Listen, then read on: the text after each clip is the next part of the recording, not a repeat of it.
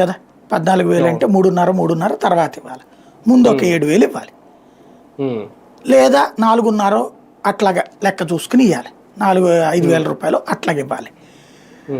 అట్లాగా ఇద్దామంటే ఎక్కువ ఇచ్చినట్టు అయిపోతుందేమో అని ఆగుతున్నారేమో. కేంద్రం 10,000 ఇచ్చేస్తుంటే ఈయనకి 10,000 కదా పడేది. అప్పుడు 3,500 రూపాయలు ఇస్తే సరిపోతుంది కదా. 3 ట్రిప్పులు, ఓసారి 3,500, ఓసారి 3,500, ఇంకోసారి 3,000 ఇస్తే సరిపోతుంది సింపుల్గా.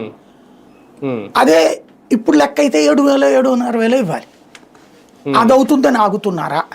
నెంబర్ 1. రెండవది వచ్చేటప్పటికి ఇక్కడ అంటే ఈ పథకానికి సంబంధించి ఇవ్వాలంటే అదనంగా డబ్బులు కావాలి అని చెప్పేసి ఏమన్నా బార్గెన్ చేస్తున్నారా కేంద్రాన్ని?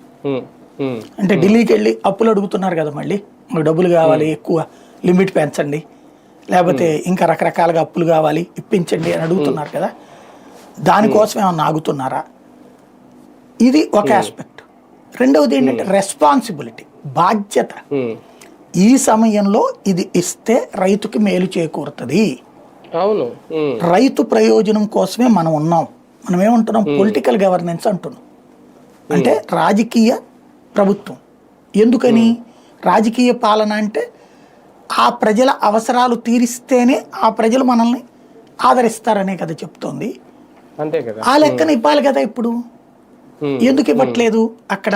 పైగా ఇప్పుడు ఖరీఫ్ సాయం అంటే ఖరీఫ్ సమయానికి చేసే సాయమా, ఖరీఫ్ చేసిన అయిపోయాక చేసే సాయమా? అంటే కోతలకి ఇస్తారేమో. ఇంకా అప్పుడే ఖరీఫ్ లో స్టార్టింగ్ నుంచి ఎండింగ్ లోపు ఏదో ఒక రోజు ఇస్తే